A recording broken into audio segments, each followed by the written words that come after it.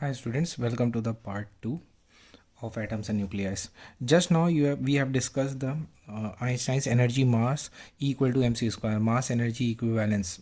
Okay, and this is the chapter on that. So that is why I have not discussed too much in that chapter. So we'll discuss it over here. As I have already mentioned that energy conservation and mass conservation are not no longer separately conservation's law. It suggests that mass and energy are in total they are conserved. Mass can be converted into energy and energy can be converted into mass. This is the main idea of this equation. Okay, so let me give you a little bit what this whole thing is. I'll try to explain it in very short. There are two things in the universe. One is energy, the other thing is matter. So the fundamental property of matter is mass. Every matter has mass. Okay, that is the amount of matter contained in a volume is called your mass.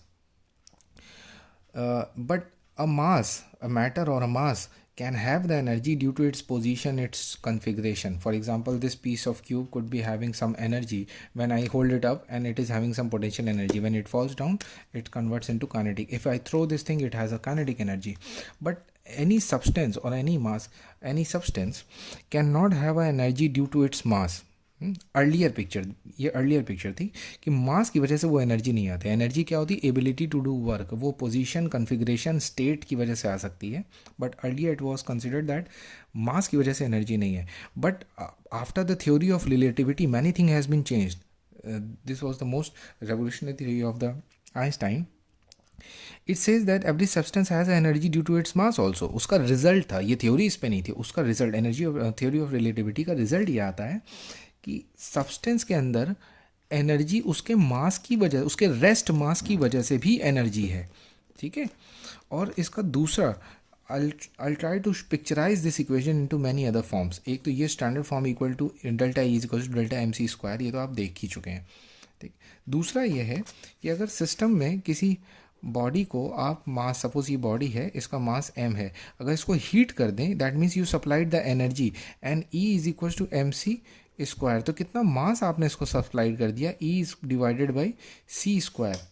ठीक है. इसके मास में increase होगा. कितना increase होगा? Suppose आपने E joules की energy दी है, तो E joules divided by C square, इतना मास इसके में बढ़ जाएगा रेस्ट में. बट ये इतना c square is a very huge number. So ये जो इंक्रीमेंट होता है, it's so tiny that it can not be measured by any sensitive balance that we have in our laboratories. ठीक है. तो एक ये मेथड भी है आपका, m is equal to E by C square. इस इक्वेशन को एक्चुअली इसमें देखना चाहिए. बेटर वे आई सजेस्ट कि इस तरह से देखना चाहिए कि any body has a mass. Suppose आपके पास कोई क्लॉक है, आपने उसमें चाबी भर दी, तो रेस्ट एक अनवाइंड क्लॉक और एक वाइंड की हुई क्लॉक. जो वाइंड की हुई क्लॉक है उसका मास ज़्यादा होगा अगर दो आइडेंटिकल क्लॉक्स हैं. क्यों? क्योंकि उसमें जो एनर्जी आपने पोटेंशियल भरी, it will also be considered as a mass. How much mass? E by C square. Okay, that is the another way of seeing this equation.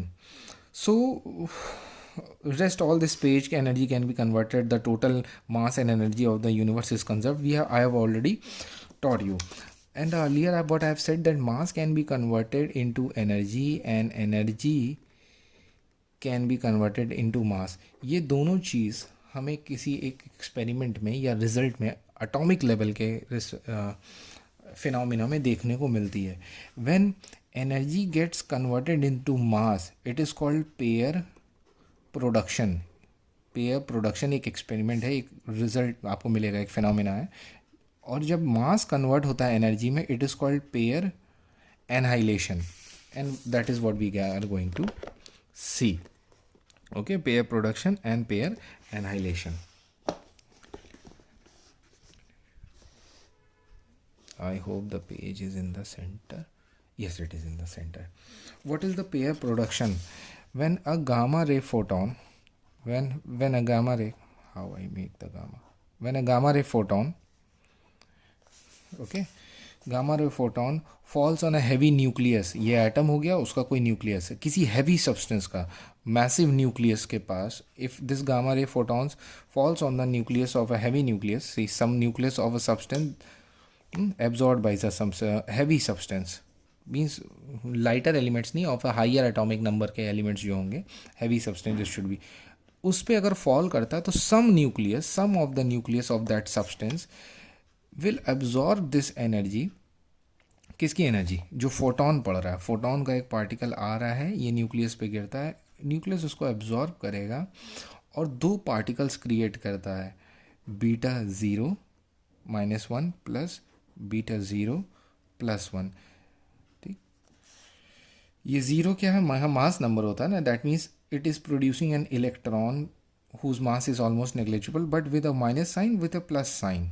ठीक है, ये माइनस साइन वाला तो इलेक्ट्रॉन है, बट ये plus, that means identical to the mass, identical to the electron, but it having a plus charge of the proton, this is called positron. दो particles create होते हैं। That means this photon you know it is a fundamental particle of electromagnetic wave. This high energy gamma photon got converted into material particle. One is electron and the other is positron. ये किस चीज़ का example है?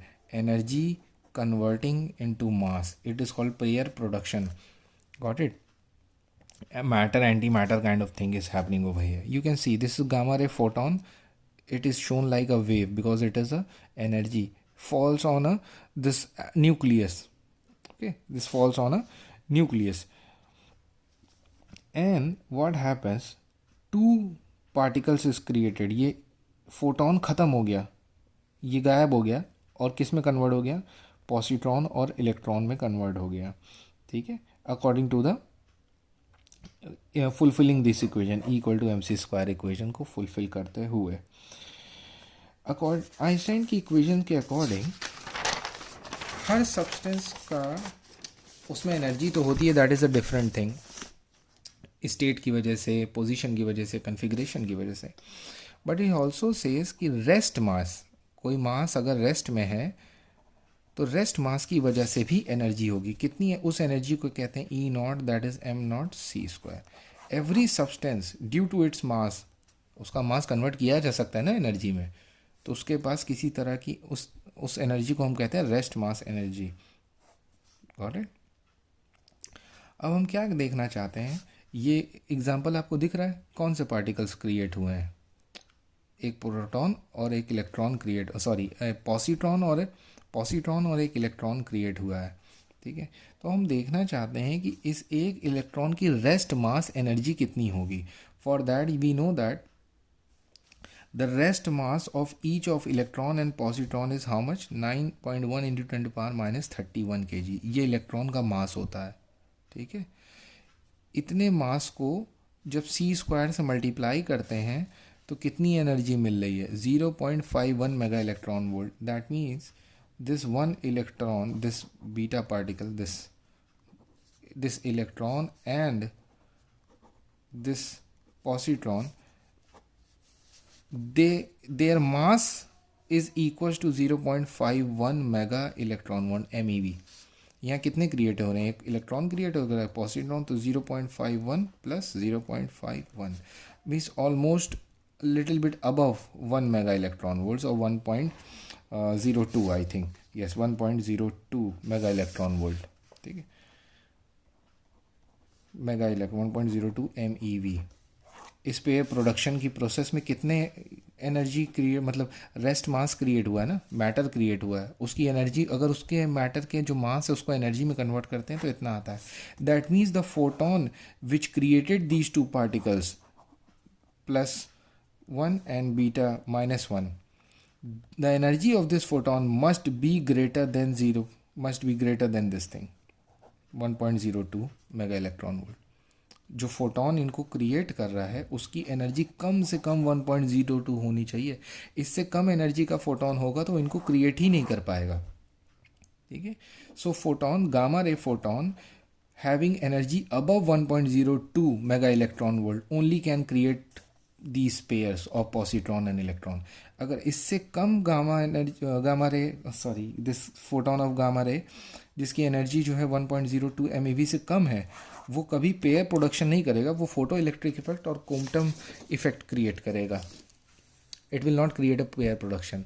So what is the necessary condition for pair production? according to E equal to mc, fulfilling that equation, is the gamma ray photon which is going to create these pairs must be greater than 1.02 mega electron volts. ठीक है.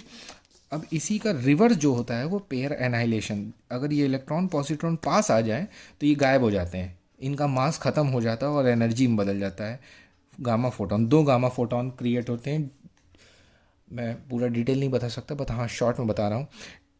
Due to the conservation of momentum 2 photons create होंगे to satisfy the equation of conservation of momentum.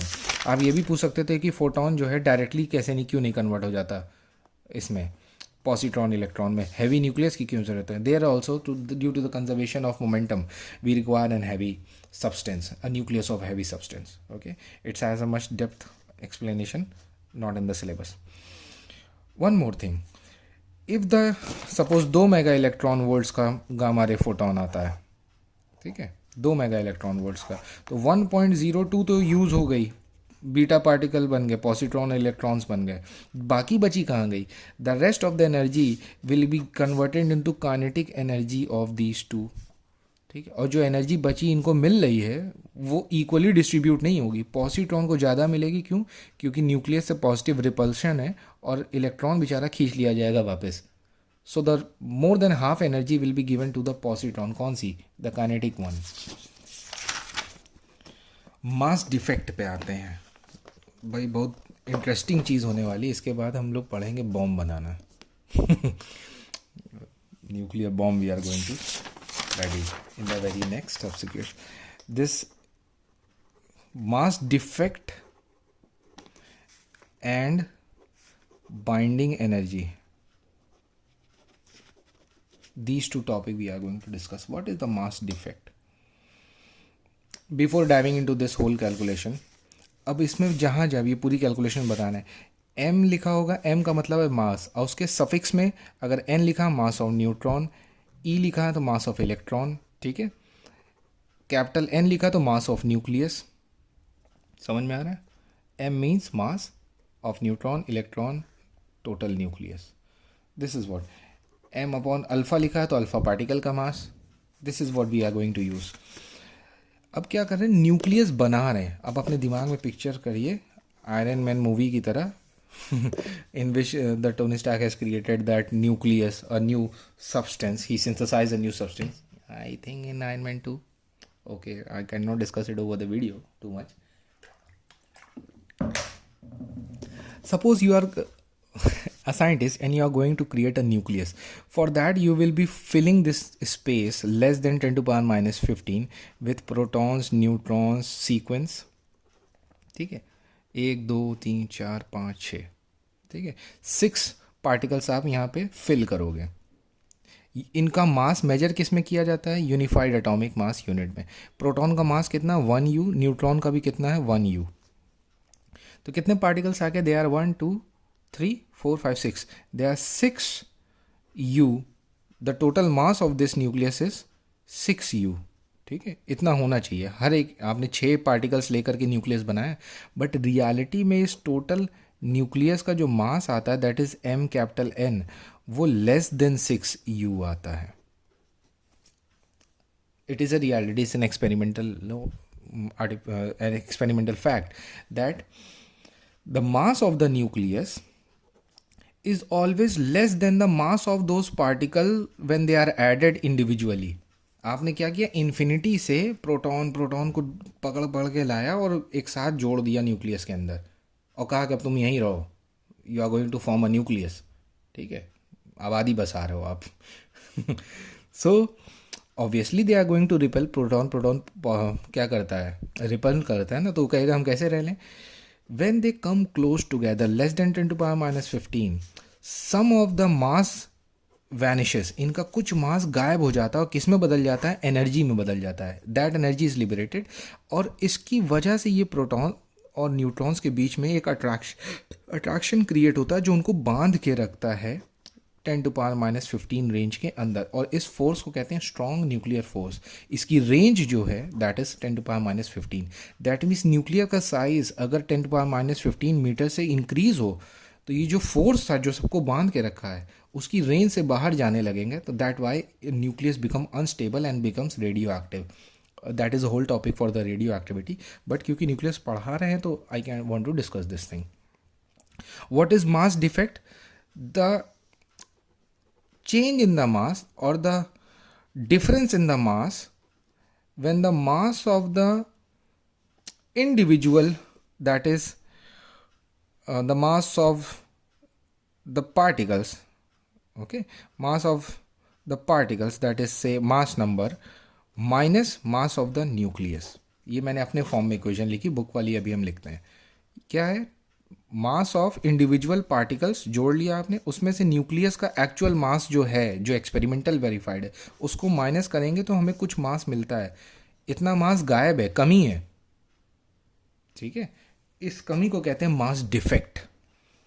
और ये मास कहाँ बदल जाता है, किस में बदल जाता है? एनर्जी में. कितनी एनर्जी मिलती है? Delta E is equal to delta M C square. और इस एनर्जी को कहते हैं बाइंडिंग एनर्जी. वो हम कैलकुलेट करने वाले हैं. I told you m means mass और जो suffix होगा these are the particles. So what it says, suppose there is a nucleus, x लिया गया इसमें. हाँ, ये कोई एटम है, एलिमेंट है x, जिसका mass number a, atomic number कितना है? z. तो इसमें कितने प्रोटॉन्स हैं? इसमें कितने प्रोटॉन्स हैं आपके पास? z. न्यूट्रॉन्स कितने हैं? न्यूट्रॉन्स कितने हैं? a minus z. Number of protons z, neutrons के कितने नंबर्स हैं? a minus z. ठीक है. So the mass of protons plus mass of neutrons minus mass of the nucleus.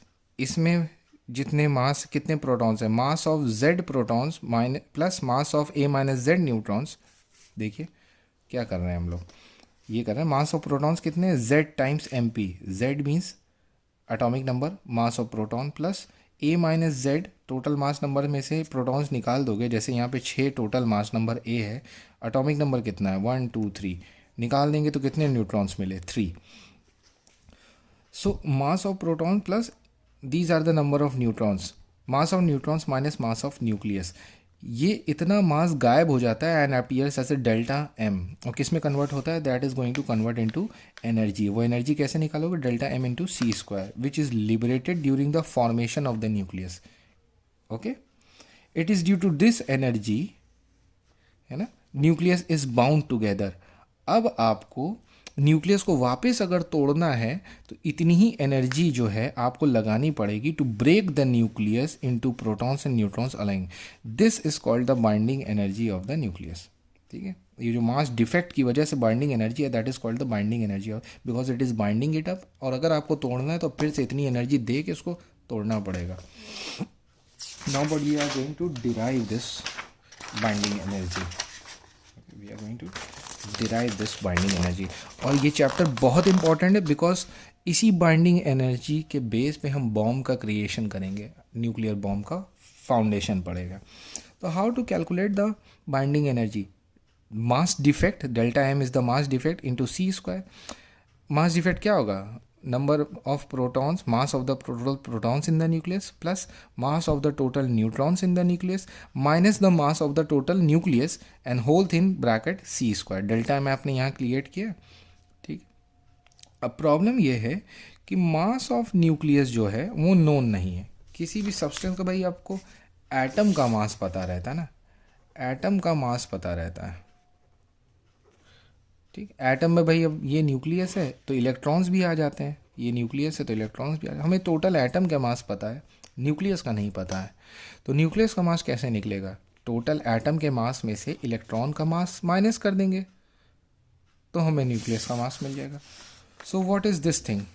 ये देखिए, ये पूरा एटम लिखा हुआ है ना, x a to the power a, element x है जिसका मास नंबर a है, z atomic. So mass of the total atom is equal to the mass of the capital N, that means mass of nucleus, plus mass of the electrons. कितने electrons present होते हैं? जितने protons होते हैं. Protons कितने हैं? z.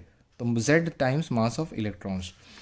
Mass of nucleus को कैसे निकालेंगे? इसमें से इसको माइनस कर देंगे, सिंपल इक्वेशन. तो mass of nucleus, this will go to the next side. तो mass of the whole atom minus mass of the electrons. अब इसको सब्स्टिट्यूट कर देते हैं, किसमें? इस इक्वेशन में सब्स्टिट्यूट करना है हमें. ठीक है, बीच में इन लोग स्टेप खा गए. Let me clarify what they are going to calculate. हमारे पास ऊपर क्या था, डेल्टा एम का ही कैलकुलेशन अगर हम कर लेते हैं सीधे सीधे. Mass of the proton plus A minus Z mass of neutron minus mass of capital nucleus. और यहाँ पे हमको मिल रहा है mass of nucleus is equal to mass of atom minus mass of electron. I hope this part is visible in the copy. No, it is going out of the scope. Okay. यहाँ पे जो corner भी लिखा है that is I have written please sit with the books, और book में compare करते चलिए. ये चीज़ लिखी है यहाँ पे. I try to write it. How much space I got, this much space I think I have got. Okay, so we are going to substitute it z times भाई न्यूक्लियस जो हमारा एलिमेंट x है उसके protons, mass of protons हो गए, plus a times mass of neutrons हो गए, minus z times mass of neutrons हो गए, माइनस ये mn की जगह पे क्या आ जाएगा आपका, mass of whole atom z a and plus z times M E. जब सब्स्टिट्यूट करोगे mass of proton mass of z एक साथ कर लेंगे तो क्या हो जाएगा, z times mass of proton plus mass of electron plus these two we have written together. हमको इसको स्प्लिट करने की ज़रूरत भी नहीं थी बेसिकली, तो इसको एज इट इज़ लिख देते हैं जैसे ये था, a minus z mass of neutron minus mass of X Z A. ठीक है, this is the whole thing. You got this equation. Same यही आ रही थी ना, mass of z time M P plus M E plus A minus Z M N mass of neutron minus the mass of whole atom. ठीक है, एक proton और एक इलेक्ट्रॉन का मास जो होता है वो किस में मिलता है भाई, हाइड्रोजन में. हाइड्रोजन का एटम है ये, न्यूक्लियस में एक प्रोटॉन बाहर एक इलेक्ट्रॉन. तो this is the mass of one hydrogen atom. तो हम इसको क्या कर देंगे, z time mass of h hydrogen atom plus a minus Z mass of neutron minus mass of the whole atom जिसके न्यूक्लियस के हम क्रिएट करने वाले हैं, c स्क्वायर. ये इक्वेशन याद कर लो, this is the binding energy equation. Okay, तो ये आपकी जो बाइंडिंग एनर्जी आ रही है that is delta M C square. ये whole thing is delta M और सी स्क्वायर. ये मास है ना पूरा यहाँ से यहाँ तक, दिस इज़ होल थिंग मास. किस में मेजर्ड होगी, यू में. ठीक, 1 यू कितना होता है आपका, 931.5 MeV होता है. ठीक, तो यहाँ पे क्या लिख देंगे, 1 यू नहीं, 1 U into C square is equal to 931 MeV. तो यहाँ पे क्या लिख सकते हो आप, this whole thing binding energy is equals to Zm of hydrogen plus A minus Z mass of neutron minus mxza into 931.5 MeV. ठीक, ये हो गई आपकी टोटल बाइंडिंग एनर्जी कैलकुलेट करने का तरीका. ये बाइंडिंग एनर्जी किसकी आ रही है, टोटल न्यूक्लियस की बाइंडिंग एनर्जी आ रही है. It could be as small as 2.3 mega electron for a small heavy hydrogen and it could be 1800 mega electron volts for the uranium. तो binding energy nucleus to nucleus differ करती है. Hydrogen के लिए 2.23 heavy hydrogen के लिए, और uranium के nucleus के लिए 1800 मेगा इलेक्ट्रॉन वोल्ट्स है. ठीक है, तो अब कौन सा एलिमेंट ज़्यादा स्टेबल होगा, कौन सा एलिमेंट कम स्टेबल होगा. सिंपल सा दिमाग कहता है कि जिसके इसमें से हम कह लेते हैं ये यूरेनियम है मान लीजिए. ठीक, ये पार्टिकल्स हो गए, पर पार्टिकल 20 मेगा इलेक्ट्रॉन वोल्ट चाहिए, सबसे 2 मेगा इलेक्ट्रॉन वोल्ट चाहिए पर पार्टिकल. और दूसरा न्यूक्लियस है, इनके पार्टिकल को तोड़ने के लिए 0.5 मेगा इलेक्ट्रॉन वोल्ट चाहिए पर पार्टिकल. हर एक पार्टिकल पे इतनी एनर्जी खर्चा करेंगे निकाल के बाहर फेंकने के लिए. तो which one is more stable, this one जिसमें बाइंडिंग एनर्जी ज़्यादा चाहिए पर पार्टिकल उसको ब्रेक करने के लिए, दैट इज़ मोर स्टेबल। हालांकि ये यूरेनियम ही है, कोई दूसरा है। अब जिसमें कम चाहिए वो कम स्टेबल है। तो हम क्या निकालना चाहेंगे, we want to calculate average binding energy per nucleon. Average binding energy per nucleon, ये कैसे मिलेगा, total binding energy, total divided by mass number A. तो आपको क्या मिल जाएगी, पर न्यूक्लियन कितनी बाइंडिंग एनर्जी खर्च होती है। So that this is the thing which we want to calculate. और यही एवरेज बाइंडिंग एनर्जी ही हमें बताएगी कि कौन सा न्यूक्लियस अनस्टेबल होता है, कौन सा स्टेबल होता है। And that is the next thing we are going to discuss.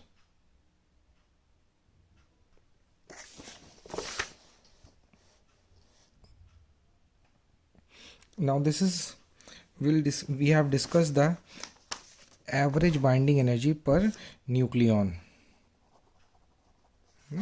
Total binding energy divided by the mass number will give you the average binding energy per nuclear. This is the most important part. What we will do, we'll draw a graph between mass number and the average binding energy per nucleon, and we'll get a graph.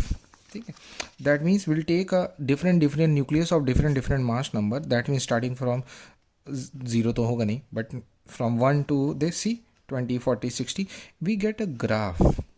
ठीक है, and this is the binding energy per nucleon, average binding energy per nucleon. Clearly you can see from here mass number 40 and 60, in between there will be somewhat 50, and between 50 to 80, 50 to 80 इस zone में, in this zone the graph is almost parallel or flat and highest, and both side 80 to 80 से above, if we go above 80, mass number 80 से above जाते हैं तो per nucleon, पर particle, nucleus के हर एक पार्टिकल को न्यूक्लियन कहते हैं, पर न्यूक्लियन जो बाइंडिंग एनर्जी है वो डिक्रीज़ है। और 50 से नीचे आते हैं तब भी बाइंडिंग एनर्जी, अभी हमने देखा था प्रीवियस एग्जाम्पल में कि बाइंडिंग एनर्जी पर न्यूक्लियन जितनी कम होगी उतना ये अनस्टेबल होगा। कौन, न्यूक्लियस। और जितनी बाइंडिंग एनर्जी पर न्यूक्लियन ज़्यादा होगी एवरेज, उतना न्यूक्लियस स्टेबल होगा। हमें साफ दिख रहा है कि बिटवीन 50 टू 80 न्यूक्लियस जो है सबसे ज़्यादा, मास नंबर 50 टू 80, ये न्यूक्लियस ज़्यादा स्टेबल हैं compare to 80 above and 50 below. 80 के अबव जाने पे भी न्यूक्लियस धीरे धीरे अनस्टेबल होता है, और 50 से नीचे आने पे भी न्यूक्लियस जो है अनस्टेबल होता है। Got it?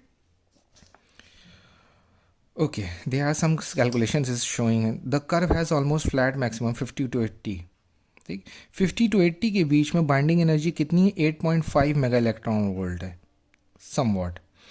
And for nuclei 80 above जब जाते हो, when you go 80 above, mass number 80 above के जो न्यूक्लियस पड़ेगा, है ना, उसकी binding energy 7.6 mega electron volt के आसपास आने लगती है। ठीक, for the nuclei having mass number below 50, उनकी बाइंडिंग एनर्जी जो है ऑलमोस्ट आती है आपकी 1. Hydrogen it is only about 1.1 mega electron volt. This is how the nuclei having the mass number below 20 are comparatively less stable. ठीक, बीच में कुछ पीक्स मिलती हैं, they are the even nuclei and they are the stable compare to their neighbours. अब बात सुनिए, uranium 238 या लास्ट में मिल रहा है एकदम अबव 220, मास नंबर 220 के अबव आपको मिल रहा है। यूरेनियम का मास नंबर कितना है, 238 होता है। इसकी बाइंडिंग एनर्जी ऑलमोस्ट कितनी आ रही है, 7.6। ठीक है, if this heavy nucleus is been broken to form smaller nuclei, ठीक है, अगर इस यूरेनियम के न्यूक्लियस को लेकर ब्रेक करके दो लाइटर न्यूक्लियाइज बना दिए जाएं छोटे, तो ऑब्वियसली उनका मास नंबर 238 से रिड्यूस होकर छोटा हो जाएगा। And as soon as the mass number, energy जो थी तो वो तो वहीं रहेगी।